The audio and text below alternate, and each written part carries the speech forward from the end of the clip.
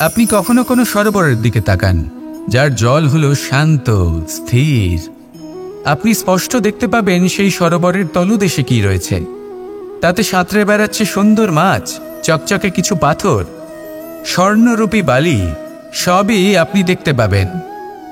কিন্তু যখনই আপনি একটা ছোট্ট পাথর তুলে সেই জলে ছুঁড়ে ফেলবেন, তখন সেই জল বিচলিত হবে আর সেই স্পষ্টতা ন্যূনতম হয়ে যাবে। তারপর কিছুই স্পষ্টভাবে দেখা যাবে না। এই ঘটনা মানুষের সাথেও ঘটে। মানুষ যদি বিচলিত হয়ে পড়ে, তখন সে বুঝতে পারে না যে বর্তমানে কি হয়ে চলেছে আর ভবিষ্যতে কি করা উচিত। কিন্তু সেই মানুষ যদি শান্ত থাকেন, স্থির থাকেন, ধন্যাত্মক থাকেন, তাহলে নিশ্চিত রূপেই বুঝতে পারবেন যে বর্তমানে কি করতে হবে আর ভবিষ্যতে কি করতে হবে।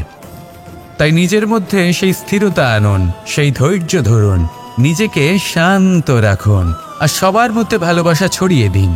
এই মন প্রসন্ন হয়ে বলবে, রাধা রাধা। সম্পর্ক এ হলো এক বন্ধন যা আমাদের এক সূত্রে বেঁধে রাখে। কিন্তু এমন কিছু ব্যক্তি থাকেন যারা এই সম্পর্কের বিষয়ে নিজস্ব একটা ধারণা করে ফেলেন যে সম্পর্ক এরকম হওয়া উচিত, সম্পর্ক সেরকম হওয়া উচিত। আমি এই সম্পর্কের জন্য কত কিছু করেছি এই ব্যাখ্যা করতে থাকেন আর তার বদলে অনেক কিছু প্রত্যাশাও করেন। কিন্তু সত্য হলো এটাই যে সব সম্পর্ক একরকমের হয় না, কিন্তু প্রত্যেক সম্পর্কের একটা বিশেষত্ব থাকে। যেমন চোখ আর নাকের এই সম্পর্ককেই দেখুন। চোখের সব থেকে কাছে কে আছে? নাক আছে। কিন্তু এই চোখ দিয়ে এই নাককে আমরা দেখতেই পাই না। তবে কি ধরে নেব এই সম্পর্কের কোনো মূল্য নেই? এমনও নয়। ঠিক এইভাবেই যদি কোনো ব্যক্তি তার আবেগ আপনার কাছে ব্যক্ত করতে না পারেন বা প্রকট করতে না পারেন বা আপনাকে বোঝাতে না পারেন, তাহলে তার মানে এটা নয় যে তার সাথে আপনার সম্পর্কের তিক্ততা রয়েছে। এমনটা কখনোই নয়। শুধু চোখ আর নাকের এই সম্পর্কের মতোই হলো আমাদের জীবনে আমাদের আপনজনের সাথে সম্পর্ক। যদি কারোর ব্যবহার আপনার প্রতি অনুচিত হয় বা যদি কেউ অনুপস্থিত থেকে থাকে বা কেউ যদি আপনাকে বুঝতে না পারেন, তাহলে তার অর্থ এটা নয় যে আপনি সেই সম্পর্ক ভেঙে ফেলবেন। বুঝুন, আপনার জীবনে তার গুরুত্ব কোথায় আর তার জীবনে আপনার। সম্পর্ক গড়ে তুলুন, তাকে পালন করতে শিখুন, একসাথে মিলে চলুন। এই মন সুপ্রসন্ন হয়ে বলবে, রাধা রাধা। এই সমগ্র সংসারের সবথেকে গুরুত্বপূর্ণ ব্যক্তি কে? স্বয়ং আপনি। নিজের জন্য তো বটেই, তাই না? কারণ যখন আপনি জন্মগ্রহণ করেন, নিজের চোখ খোলেন, এই সংসারে আসেন, তখনই তো এই সংসারকে আপনি দেখতে পান, অনুভব করতে পারেন।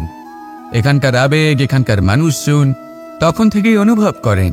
যদি আপনি না থাকেন, তাহলে এই সংসারের অস্তিত্ব আপনার কাছে শূন্যের সমান, তাই না? আপনি না থাকলে এই সংসারও আপনার কাছে নেই।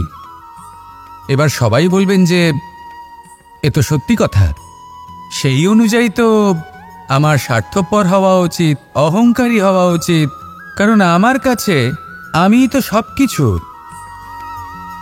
দৃষ্টিভঙ্গি পাল্টে দেখুন। আপনার কাছে সব থেকে বেশি গুরুত্বপূর্ণ ব্যক্তি কে? আপনি নিজেই। সেই মানুষটি কেমন হওয়া উচিত একটু ভেবে দেখুন। সবসময় সকলকে সাহায্য করুন, একসাথে মিলে পরিশ্রম করুন, সাহায্য করুন অন্যদেরকে। এটা অতি আবশ্যক। এবং তার থেকেও বেশি গুরুত্বপূর্ণ হলো এটাই যে আপনার মনে যেন কখনো এই বিষয়ে ভয় না থাকে যে আমি আমার প্রিয়জনদের, আমার কাছের মানুষগুলিকে হারিয়ে ফেলব। এই ভয় কখনোই মনের মধ্যে থাকা উচিত নয়। যদি ভয় থাকে তাহলে থাকুক এই বিষয়ে যে সকল মানুষ আমার জীবন থেকে, আমার থেকে দূরে চলে যাচ্ছেন, তাদের বাধা দিতে দিতে আমি যেন নিজেকেই না হারিয়ে ফেলি, নিজের অস্তিত্বকেই না হারিয়ে ফেলি, নিজের ব্যক্তিত্বকে, নিজের বিচারধারাকে, নিজের করুণার শক্তি না হারাই। তাহলে এই ভয় ত্যাগ করুন আর আমার সাথে ভালোবেসে বলুন, রাধা রাধা। এই ফল কি তা বলার কোনো প্রয়োজন নেই। এই ফল কতটা সুস্বাদু সেটাও বলার কোনো প্রয়োজন নেই। ধরুন এমন কোনো মানুষ আসলেন যিনি জানেন না এটা কোন ফল, তিনি এটা দেখে ভাববেন এ তো কাঁটার একটা গুচ্ছ মনে হচ্ছে, নিয়ে ফেলে দেবেন। সেখানে দ্বিতীয় কোনো ব্যক্তি যিনি বুঝদার, তিনি দেখবেন, ভাববেন যে প্রকৃতি এর গায়ে এত কাঁটা কেন দিয়েছে, অবশ্যই সুরক্ষার জন্য দিয়েছে, অর্থাৎ ভিতরে অবশ্যই অমূল্য কিছু রয়েছে। সেই ধরনের ব্যক্তি এই ফলের অন্তরে প্রবেশ করেন এবং এই ফলের আনন্দ উপভোগ করেন। এরকমই কিছুটা আমাদের সংসারেও আমরা দেখতে পাই। প্রত্যেক দিন আমরা নতুন নতুন মানুষের সাথে পরিচিত হই। এমন কিছু ব্যক্তি থাকেন যাদের সাথে প্রথম আলাপের পর আমাদের এটা মনে হয় যে এই ব্যক্তিকে দেখে একটু রাগী ব্যক্তি মনে হচ্ছে, বড়ই অহংকারী বোধ হচ্ছে, উদ্ধত মনে হচ্ছে। বেশিরভাগ মানুষ প্রথম আলাপের পরে তাদের সাথে দূরত্ব বজায় রাখবেন, কিন্তু যিনি বুঝদার ব্যক্তি তিনি ভাববেন যে এই ব্যক্তি এমন কেন করছেন। হয়তো সুরক্ষার খাতিরে এই ব্যক্তি নিজেকে এরকম করে তুলেছেন যাতে অন্য কোনো ব্যক্তি এসে ওনার সময় নষ্ট না করেন, ওনার আবেগের সাথে ছলনা না করেন, খেলা না করেন। হয়তো অতীতে এমন কোনো ঘটনা ঘটেছে যার জন্য এই ব্যক্তি কিছুটা এরকম হয়ে গেছেন। এমনই একজন ব্যক্তি সেই ব্যক্তির মনের গভীর পর্যন্ত পৌঁছতে পারেন আর সেখান থেকে শুভ গুণগুলিকে বাইরে বের করে আনতে পারেন। এরকমই ব্যক্তি হয়ে উঠুন, এমন বুঝদার ব্যক্তি হয়ে উঠুন যিনি সামনের ব্যক্তির খারাপ গুণগুলিকে অবহেলা করে হৃদয়ের অন্তঃস্থল থেকে শুভ গুণগুলিকে প্রকাশিত করে এবং সেই ব্যক্তিকে দেখাতে পারে। এমন ব্যক্তি হয়ে উঠুন যিনি নিজের জীবনকেও সফল করে তোলেন এবং অন্যের জীবনকেও। আসুন আমার সাথে ভালোবেসে বলুন, রাধা রাধা। আমি জীবনে অনেক ভালো মানুষের সংস্পর্শে এসেছি। এমন ব্যক্তি যিনি আজীবন জ্ঞান লাভ করে থাকেন, পড়তেই থাকেন, পড়তেই থাকেন, জ্ঞান অর্জন করতেই থাকেন, অত্যাধিক জ্ঞান অর্জন করতে থাকেন। কিন্তু এইটুকুই কি যথেষ্ট? ধরে নিন কোনো ব্যক্তি শিল্পকলার বিষয়ে অনেক বই পড়ে ফেলেছেন, কিন্তু কখনো শিল্পকর্মই করেননি। তাহলে সেই জ্ঞানের কি লাভ? কোনো লাভ নেই। এবার এটাই আমাদের জীবনে শেখা প্রয়োজন। আমরা জ্ঞান অর্জন করি কিন্তু তা যাপন করি না, তা কর্মজীবনে প্রয়োগ করি না। তাহলে এতে কি লাভ হবে? জ্ঞান আছেই সেই জন্য যাতে আমরা জীবনকে আরও শ্রেষ্ঠ করে তোলার জন্য তাকে প্রয়োগ করি। এই জ্ঞান এবং কর্মের একসাথে পথ চলাটাই আবশ্যক। তবেই এই জ্ঞান অভিজ্ঞতায় পরিণত হবে। আর অভিজ্ঞতা দ্বারা যে জ্ঞান লাভ হয় সেটাই সবথেকে বেশি গুরুত্বপূর্ণ, সেটাই হলো সবথেকে বেশি লাভদায়ক। সেই জন্য শুধু জ্ঞান অর্জন করবেন না, তাকে প্রয়োগ করুন, তাকে কর্মজীবনে প্রয়োগ করুন, জীবনকে আরও শ্রেষ্ঠ করে তুলুন। আর আমার সাথে ভালোবেসে বলুন, রাধা রাধা। এটা হলো একটা সাদা পাতা। এবার এতে আমি যাই লিখব সেটাই এর অস্তিত্ব হবে। এতে আমি প্রেমের কিছু কথা লিখে একে প্রেমপত্র বানিয়ে তুলতে পারি। মাতা পিতার জন্য একটা শুভ সংবাদ লিখতে পারি। শত্রুর বিষয়ে সতর্ক করব বলে সেনাকে একটা সংবাদ লিখতে পারি। দ্বারকাবাসীর জন্য কোনো সংবাদ পাঠাতে পারি। যাই লিখব এই পত্র সেটাই হয়ে উঠবে। সেই রকমই হলো আমাদের জীবন। আমরা যেমন কর্ম আমরা করব, আমাদের অস্তিত্ব এবং ব্যক্তিত্ব ঠিক তেমনই হয়ে উঠবে। যদি আপনি একটা অসাধারণ, উজ্জ্বল এবং সম্মানজনক জীবনযাপন করতে চান, তাহলে তার একটা রহস্য আপনাকে বলি। যেমন কথন হবে, কর্ম তেমন হবে। অর্থাৎ যতটুকু বলেছেন ততটুকুই করুন, আর যতটুকু করেছেন ততটুকুই বলুন। এই একটা নিয়ম যদি আপনারা পালন করেন, তাহলে এই সংসারের সমস্ত পণ্ডিত আপনাকে অবশ্যই সম্মান করবেন। তাহলে এটাই করুন আর আমার সাথে ভালোবেসে বলুন, রাধা রাধা। বিন্দু বিন্দু জলেই সাগর নির্মাণ হয়। এবার এই কথা আমরা সকলে জানি। আপনি কি এই কথাটা জানেন যে ছোট ছোট সুখের দ্বারাই বড় সুখ লাভ করা যায়? একজন বাবাকে দেখুন, সন্তানের জন্ম থেকে তার যুবক হওয়া পর্যন্ত তার সাথে ছোট ছোট সুখ যাপন করেন। এই ছোট ছোট সুখগুলি তাদের প্রেমের সম্পর্কে গভীরতা নিয়ে আসে এবং প্রেমের এই গভীরতা তাদের জীবনে বড় সুখ নিয়ে আসে। এটা ঠিক সেই রকম যেরকম বিশাল এক সমুদ্রে, গভীর এক সমুদ্রে অমূল্য রত্ন খুঁজে পাওয়া যায়, এটাও ঠিক সেই রকমই। সেই জন্য জীবনে বড় বড় সুখের খোঁজ করতে গিয়ে সময় নষ্ট করবেন না। এই যে ছোট ছোট সুখ আছে, এগুলোকে যাপন করা শুরু করুন, এগুলোর আনন্দ লাভ করুন, এগুলো নিয়ে উৎসব পালন করুন, প্রেমের গভীরতা বুঝুন আর এই গভীর প্রেমে মন নিমজ্জিত করুন। তারপরে দেখুন এই মন আর এই জীবন সুপ্রসন্ন হয়ে বলবে, রাধা রাধা।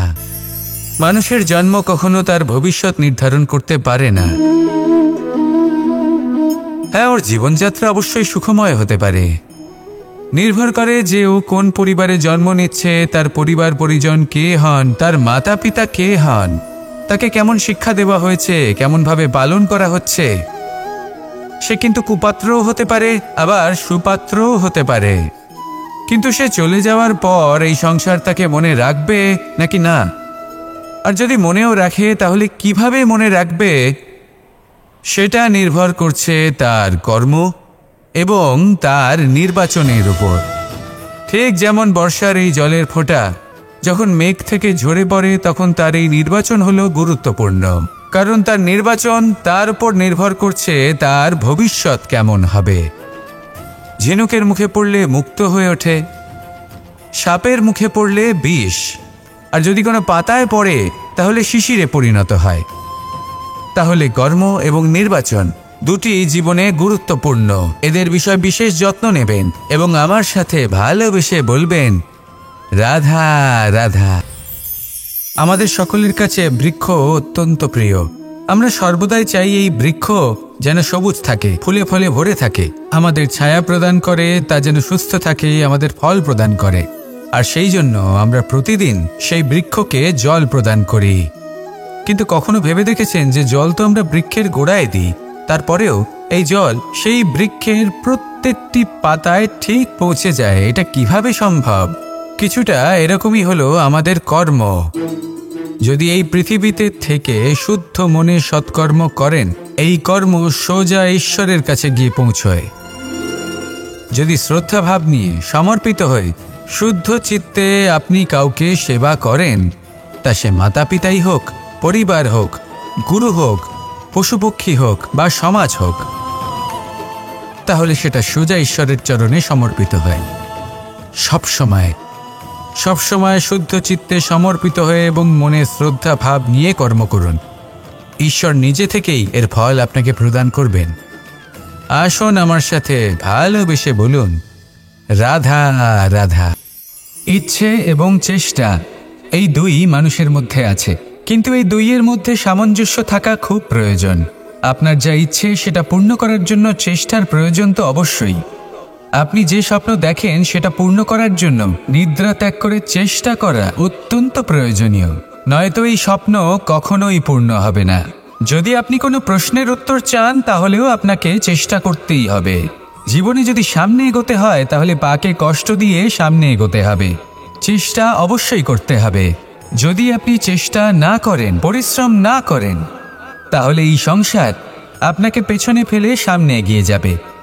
নিজের ইচ্ছেগুলিকে মন থেকে বাস্তবে আনুন আর চেষ্টার দ্বারা তাকে সার্থক করুন। এই মন প্রসন্ন হয়ে বলবে, রাধা রাধা। মানুষ ছোট হোক বা বড়, রাজা হোক বা দরিদ্র, সমস্ত মানুষের মধ্যে একটা সামঞ্জস্য থাকে। সমস্ত মানুষের কাছে তার প্রশংসা অত্যন্ত গুরুত্বপূর্ণ। সে খুবই প্রসন্ন হয় যদি আপনি তার প্রশংসা করেন, কিন্তু আপনি যদি তাকে এটা বলেন যে এটা তোমার ভুল ছিল, তোমার কিছু খামতি ছিল, তখন সেটা সে মানতে রাজিই থাকে না। সব মানুষ এটা শুনতে পছন্দ করে যে সে যেটা করেছে সেটাই সর্বোত্তম।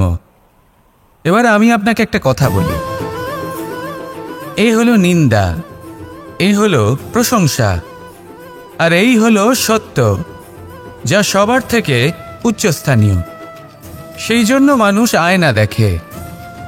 আয়না তাকে তার সৌন্দর্য দেখায় না, তাকে দেখায় যা সত্য, যাতে মানুষ আরও সুন্দর হওয়ার চেষ্টা করতে থাকে।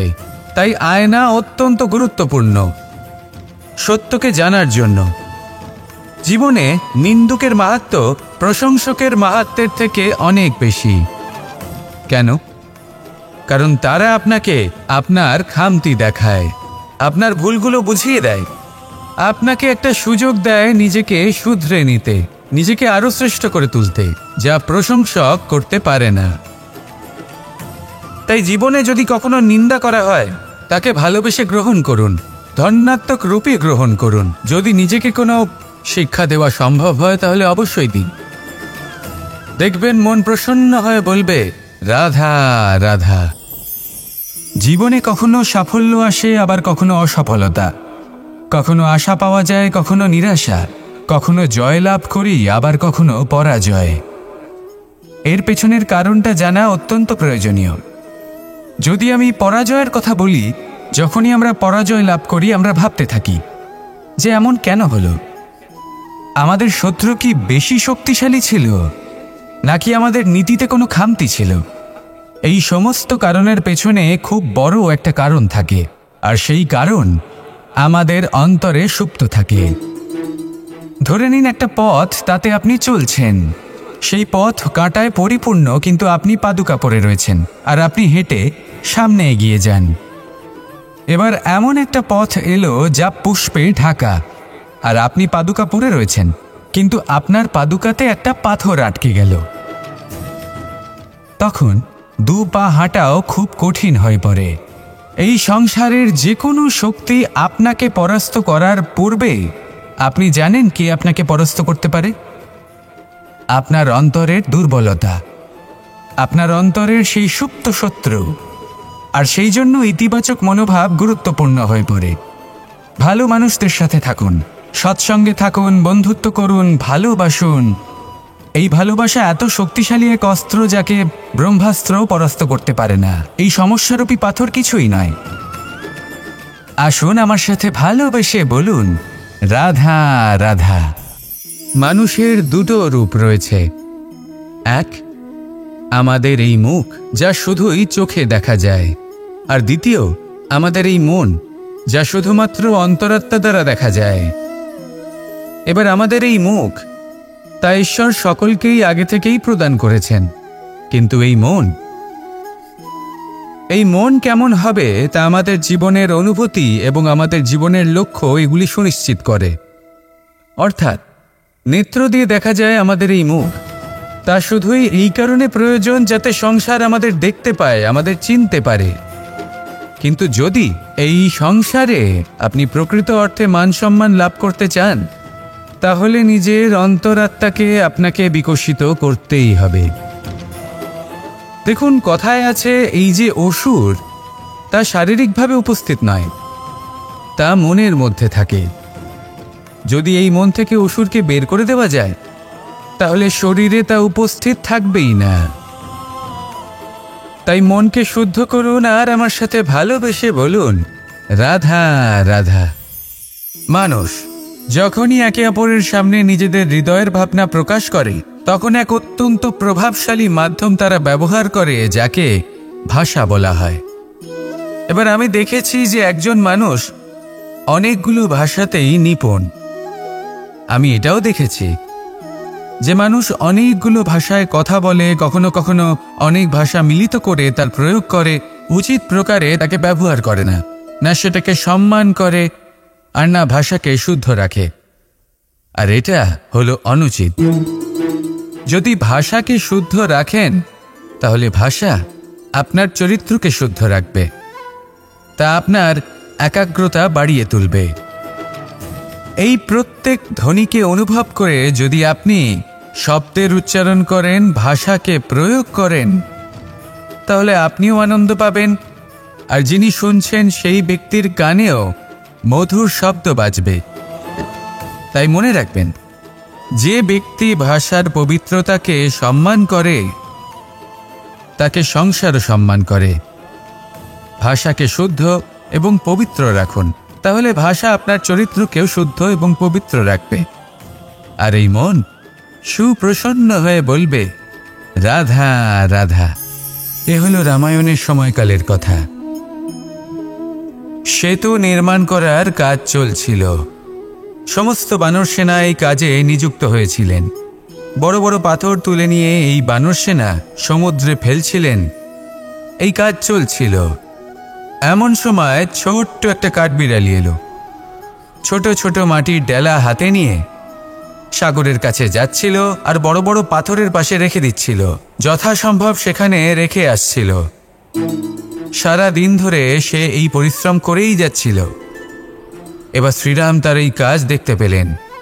সেই ছোট্ট কাঠবিড়ালিটিকে নিজের হাতে তুলে নিলেন এবং অত্যন্ত ভালোবেসে তার পিঠে হাত বুলিয়ে দিলেন। কথায় আছে যে কাঠবিড়ালির পিঠে যে দাগ আছে সেই 3টি দাগ এসেছে শ্রীরামচন্দ্রের 3 আঙুলের থেকে। যে কাজ আপনি করছেন তাতে সমস্ত শক্তি প্রয়োগ করুন, যতটা আপনার সামর্থ্য রয়েছে, যতটা আপনার প্রতিভা রয়েছে, সম্পূর্ণভাবে উৎসর্গ করে দিন। ঠিক এমনভাবে কর্ম করুন। সেই কাঠবিড়ালি কিন্তু তাই করেছিল। সেই জন্য শ্রীরামের সাথে সেও সেই কাহিনীতে অমর হয়ে গেছিল। সম্পূর্ণ শক্তি প্রয়োগ করুন, সম্পূর্ণ সামর্থ্যের সাথে কর্ম করুন, কারণ এটাই হলো শ্রেষ্ঠ পথ কোনো কর্ম করার। আসুন আমার সাথে ভালোবেসে বলুন, রাধা রাধা। এই সংসারে যখন সাফল্যের পথে আপনি অগ্রসর হবেন, তখন আপনার পরিশ্রম, একাগ্রতা, সাহসের সাথে সাথে সমাজের মানসিকতাও সহ্য করতে হবে। প্রত্যেক ব্যক্তি কিছু না কিছু ভাবেন, কিছু না কিছু বলেন। কিছু মানুষ এমন আছেন যারা ভাববেন যে আপনি কিছুই করতে পারবেন না। তারা আপনার নিন্দা করবেন, আর এই নিন্দার কথা ভেবেই আমরা ভয়ভীত হয়ে পড়ি। সেই কারণে নিজেদের আশা, নিজেদের বিশ্বাস হারিয়ে ফেলি। এবার যদি সেই নিন্দার ভয়ে আমরা লক্ষ্যচ্যুত হই, তাহলে সেটা অনুচিত। সেই জন্য জীবনে শুধু পরিশ্রম করতে থাকুন, সামনে এগোতে থাকুন। যেই দিন আপনি আপনার লক্ষ্য লাভ করবেন, সেই প্রত্যেক ব্যক্তি যারা নিন্দা করছিলেন তাদের দৃষ্টি আপনা থেকেই পাল্টে যাবে, ঠিক কিনা? এই সংসারকে যা প্রাণ চায় তাই বলতে দিন। যদি আপনি কারোর কথা শুনতে চান, তাহলে নিজের অন্তরের কথা শুনুন। সেটাই আপনাকে উচিত পথে নিয়ে যাবে। সামনে অগ্রসর হতে থাকুন, পরিশ্রম করুন। এমন একটা দিন আসবে যেদিন এই নিন্দুক ব্যক্তিরা আপনার লক্ষ্যপ্রাপ্তির উদাহরণ সবাইকে দেবে। আসুন আমার সাথে ভালোবেসে বলুন, রাধা রাধা। মানুষ সুখী জীবনযাপনের প্রতি এতটাই অভ্যস্ত হয়ে পড়ে যে একটা ছোট্ট সমস্যা এলেই সে সবার থেকে সাহায্য চাইতে শুরু করে দেয়। সে সাহায্য লাভও করে এবং সেই সংকট থেকে সে বেরিয়েও আসে। কিন্তু এই সাহায্য কিছু মুহূর্তের, আর কিছু মুহূর্তের হলো এই দুঃখ। এই 2 মুহূর্তের সাহায্যের জন্য আজীবন আপনি তার কাছে ঋণী হয়ে থাকেন। আর মানবিকতার খাতিরে আপনার মনে কৃতজ্ঞতা জেগে ওঠে। আর সেই কৃতজ্ঞতা বোধ হলো যে আপনি কখনো সেই ব্যক্তিকে ছাপিয়ে যেতেই পারবেন না। সেই জন্য জীবনে সবসময় চেষ্টা করবেন নিজেকে প্রস্তুত রাখতে সেই সব সমস্যার জন্য, সেই সব বাধার জন্য যেগুলো আপনার জীবনে আসতে পারে। ততক্ষণ সাহায্য চাইবেন না যতক্ষণ না অন্য কোনো পথ না থাকছে। সাহায্য চাওয়া অনুচিত নয়, কিন্তু সাহায্য চাইলে এবং সাহায্য পেলে আপনি আজীবন কৃতজ্ঞ এবং ঋণী হয়ে থাকবেন। আর তারপর একদিন আপনি পরিবর্তন দেখতে পাবেন যে কিভাবে আপনি ছোট ছোট সমস্যার জন্য সাহায্য না চেয়ে বড় বড় সমস্যার সম্মুখীন হতে প্রস্তুত হয়ে গেছেন। এটাই হলো সংসারের নীতি। এটাই পালন করুন আর আমার সাথে ভালোবেসে বলুন, রাধা রাধা। এমন অনেক মানুষ আছেন যারা আমাকে ভগবানের পরিভাষা জানতে চান, যে ভগবান আসলে কি, তিনি কেমন। এবার দেখুন, ভগবান হোক বা আপনার স্বপ্ন হোক বা আপনার লক্ষ্য হোক না কেন, সেই লক্ষ্য তখনই পূর্ণ হয়, তখনই তাকে লাভ করা সম্ভব যখন আপনার দৃষ্টিভঙ্গি মঙ্গলময় হয়। যখন আপনি নিজে মনে করবেন যে আমি যেটা পেতে চাইছি তা শুভ। উদাহরণস্বরূপ, কোনো পাখিকে দেখুন, সে গাছের ডালে বসে এবং সেখানেই বিশ্রাম করে, কিন্তু পড়ে না। কেন? কারণ ওর বিশ্বাস যে যে শাখার ওপরে ও বসে আছে সেটাই হলো ওর বাসস্থান। যদি আপনি বিশ্বাস করেন তাহলে আপনি পাথরের মধ্যেও ভগবান দর্শন করতে পারবেন। আর যদি বিশ্বাস না থাকে তাহলে যদি ভগবান সামনে দাঁড়িয়েও থাকে তবেও আপনার বিশ্বাস হবে না। তাই বিশ্বাস করতে শিখুন। এই বিশ্বাসের আধারেই আপনি সেই সব কিছু পাবেন যা আপনি পেতে চাইছেন। আসুন আমার সাথে ভালোবেসে বলুন, রাধা রাধা। গুরু, যিনি পথ দেখান, আমাদের জীবনে অত্যন্ত গুরুত্বপূর্ণ, অত্যন্ত আবশ্যক। কিন্তু কিছু মানুষ মনে করেন যে গুরুর কোনো প্রয়োজন নেই, কারণ এই সমগ্র জ্ঞান মানুষের অন্তরেই নিহিত রয়েছে। এবার প্রশ্ন এটাই, যদি সমস্ত জ্ঞান মানুষের অন্তরে নিহিত থাকে তাহলে গুরুর কি প্রয়োজন? আর যারা আজ পর্যন্ত গুরুকে মেনে এসেছেন তারা কি অনুচিত করেছেন? এর উত্তর আমি আপনাকে দেব একটা উদাহরণ দ্বারা। একটা কাঠ যা জ্বলনশীল, জ্বলনের ঊর্জা তার অন্তরে নিহিত রয়েছে, কিন্তু তার জ্বলনের জন্য বাইরে থেকে একটা অনুঘটকের প্রয়োজন হয়। এই অনুঘটকই হলেন আপনার গুরু। উত্তাপ যা একটা কাঠকে জ্বালাতে পারে, সেই উত্তাপ হলো গুরুর প্রচেষ্টা। যদি সেই গুরুই না থাকে, তার প্রচেষ্টাই না থাকে, তাহলে সেই সমস্ত জ্ঞান যা মানুষের অন্তরে নিহিত তা ব্যর্থ হয়ে যাবে। যদি আপনার সাথে আপনার গুরু থাকেন, আপনার পথ প্রদর্শন করেন, আপনার অন্তরের জ্ঞানকে বাইরে নিয়ে আসতে পারেন, তাহলে তাকে সম্মান করুন। আর আমার সাথে ভালোবেসে বলুন, রাধা রাধা। असतो मा सद्गमय, तमसो मा ज्योतिर्गमय, मृत्युर्मा मृतंगमय। জ্ঞান সেটাই যা অসত্য থেকে সত্যের পথে চালিত করে।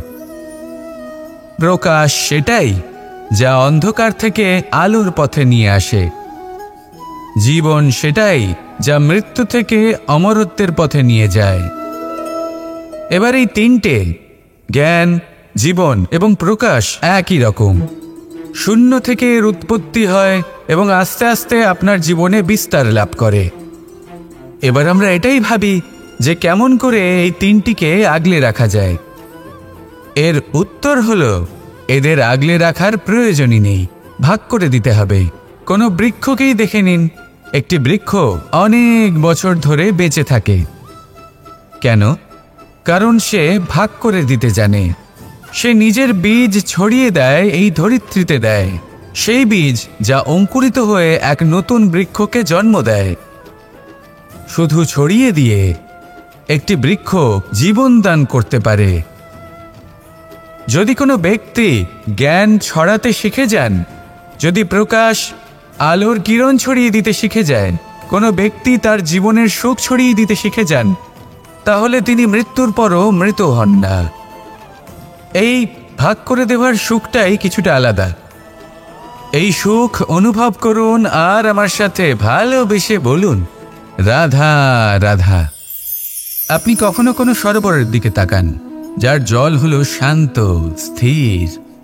আপনি স্পষ্ট দেখতে পাবেন সেই সরোবরের তলদেশে কি রয়েছে। তাতে সাঁতরে বেড়াচ্ছে সুন্দর মাছ, চকচকে কিছু পাথর, স্বর্ণরূপী বালি, সবই আপনি দেখতে পাবেন। কিন্তু যখনই আপনি একটা ছোট্ট পাথর তুলে সেই জলে ছুঁড়ে ফেলবেন, তখন সেই জল বিচলিত হবে আর সেই স্পষ্টতা ন্যূনতম হয়ে যাবে। তারপর কিছুই স্পষ্টভাবে দেখা যাবে না। এই ঘটনা মানুষের সাথেও ঘটে।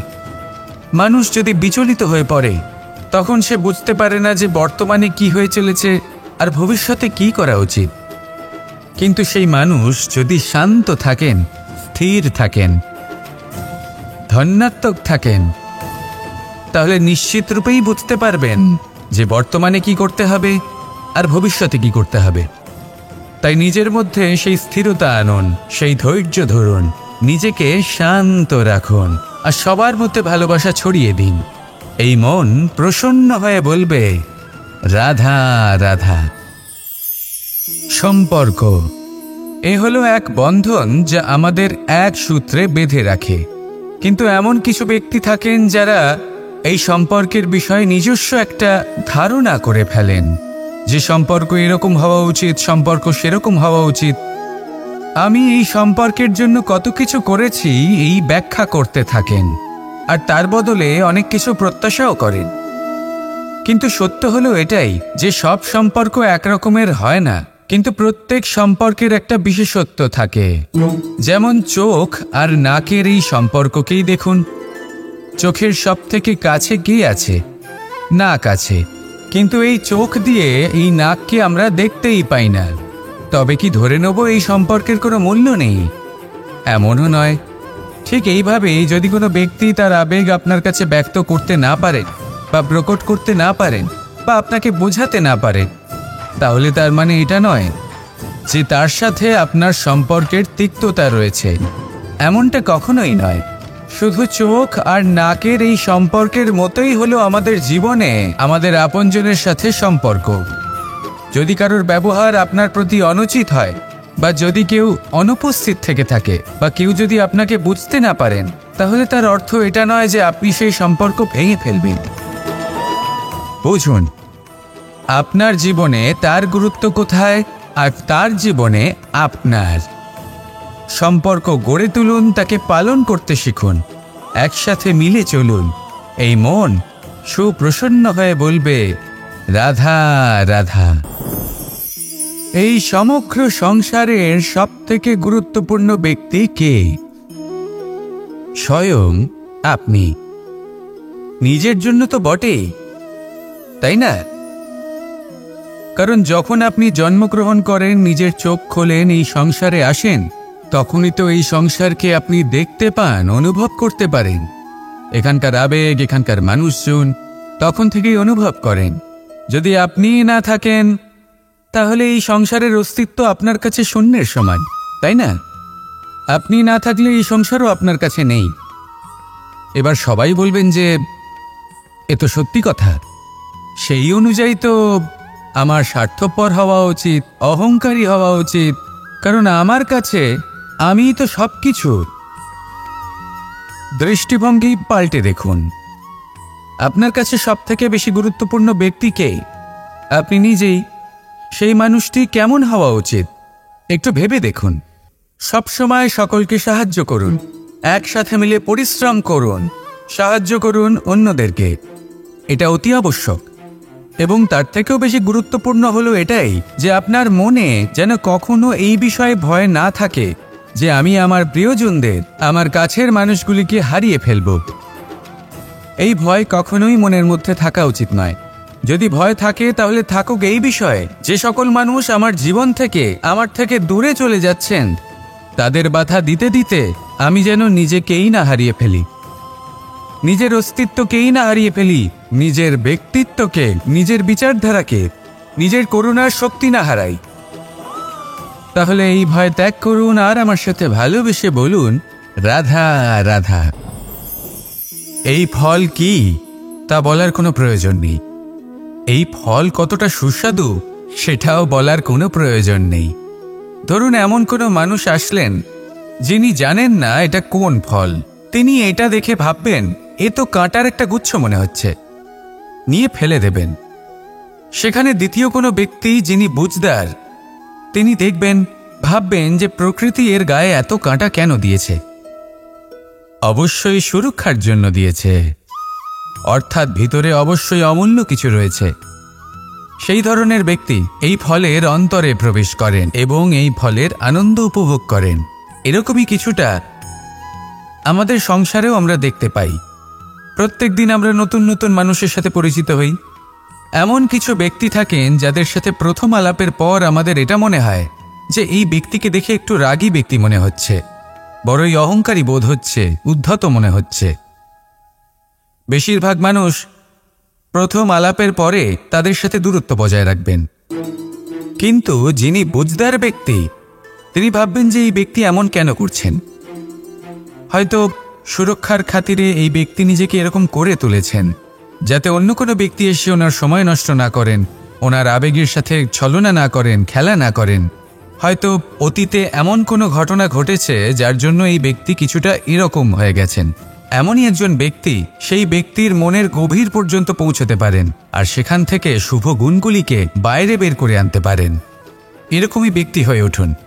এমন বুঝদার ব্যক্তি হয়ে উঠুন যিনি সামনের ব্যক্তির খারাপ গুণগুলিকে অবহেলা করে হৃদয়ের অন্তঃস্থল থেকে শুভ গুণগুলিকে প্রকাশিত করে এবং সেই ব্যক্তিকে দেখাতে পারে।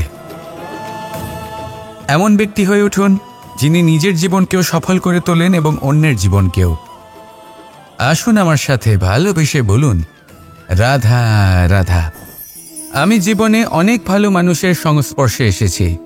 এমন ব্যক্তি যিনি আজীবন জ্ঞান লাভ করে থাকেন, পড়তেই থাকেন, জ্ঞান অর্জন করতেই থাকেন, অত্যাধিক জ্ঞান অর্জন করতে থাকেন। কিন্তু এইটুকুই কি যথেষ্ট?